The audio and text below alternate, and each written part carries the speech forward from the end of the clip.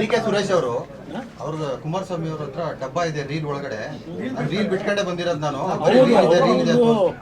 ಮತ್ತೆ ಆ ರೀಲ್ ಬಗ್ಗೆ ಚರ್ಚೆ ಮಾಡಿ ಅವ್ರ ಬದುಕೇನಿತ್ತು ಹಿಂದೆ ಬಂದ್ರಲ್ಲ ದೊಡ್ಡಹಳ್ಳಿಲಿ ಕೋಡಹಳ್ಳಿ ಹಳ್ಳಿಲಿ ಅದನ್ನು ಮತ್ತೆ ಜ್ಞಾಪಕ ಯಾಕೆ ಮಾಡ್ಕೊತೀರಿ? ಇವತ್ತು ಚೆನ್ನಾಗಿ ಬೆಳೆಸಿದ್ದಾರೆ ಜನ, ಲೂಟಿ ಹೊಡೆದು ಬೆಳೆದಿದ್ದೀರಿ. ಅವತ್ತಿನ ದಿನಗಳು ಯಾಕೆ ಅನ್ಕೋತೀರಿ ರೀಲ್ ಬಗ್ಗೆ? ಯಾವ ರೀಲ್ ತೋರಿಸ್ತಾ ಇದ್ರಿ ಅನ್ನೋದು ಗೊತ್ತಿಲ್ವಾ ಜನಕ್ಕೆ? ಅಲ್ಲಿ ಯಾವ ರೀಲ್ ತೋರಿಸ್ತಾ ಇದ್ರು ಅಂತೇಳಿ ಆ ರೀಲ್ ನಾನು ತೋರಿಸ್ಕೊಂಡು ಬಂದಿಲ್ಲ. ನಾನು ಬಂದಿರೋದು ಜನಗಳ ಬದುಕನ್ನು ಸರಿಪಡಿಸ್ತಕ್ಕಂಥ ರೀಲ್ ಬಿಟ್ಕೊಂಡು ಬಂದಿದ್ದೀನಿ. ಅವ್ರು ರೀಲ್ ಏನು ಬಿಟ್ಟಿದ್ದಾರೆ? ಅವರು ನೀವು ಸುಮ್ಮನೆ ಪಟ್ಟಿನಲ್ಲಿ ಆವಿದೆ ಅಂತ ಹೇಳ್ತೀರಾ, ಬಟ್ ಏನು ಬಿಡಲ್ಲ ಅಂತ. ಅಯ್ಯೋ, ಎಷ್ಟು ಬಿಡಬೇಕಾ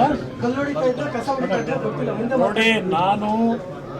ನಾನು ನನ್ನ ವೃತ್ತಿ ಎಜುಕೇಷನ್ ನಾನು ಮಾಡ್ತಾ ಇದ್ದಾಗಲೇ ಬೆಂಗಳೂರು ನಗರದಲ್ಲಿ ನಾನು 3 ವೆಹಿಕಲ್ ಇಟ್ಕೊಂಡಿದ್ದೆ, ಲಾರಿಗಳನ್ನ. ಬೆಂಗಳೂರು ನಗರದ ಕಸ ವಿಲೇವಾರಿಯ ಒಂದು ಟೆಂಡರ್ನ 2-3 ವಾರ್ಡ್ನಲ್ಲಿ ತೆಗೆದುಕೊಂಡಿದ್ದೆ. ಗೌರವಯುತವಾಗಿ ಬದುಕಿದ್ದೇನೆ. ಇವ್ರ ಥರ ಸರ್ಕಾರದ ಭೂಮಿಗಳನ್ನ ಸುಳ್ಳು ಲೆಕ್ಕ ಕೊಟ್ಕೊಂಡು ಹಲವಾರು ಕುಟುಂಬಗಳನ್ನ ಬೀದಿಗೆ ತಂದಿಟ್ಟು ಆ ರೀತಿ ಕಲ್ಲೊಡೆದ ಜೀವನ ಮಾಡಿಲ್ಲ. ನನ್ನ ಜೀವನವೇ ಬೇರೆ, ಅವ್ರ ಜೀವನವೇ ಬೇರೆ. ನನ್ನ ಕುಟುಂಬದ ಸದಸ್ಯ ಅವನು, ನನ್ನ ತಮ್ಮ, ಅವನು ಮಾತಾಡ್ತಾನೆ. ಅವನ ಬಗ್ಗೆ ನಿಮ್ಗೆ ಯಾಕೆ ಅನುಮಾನ?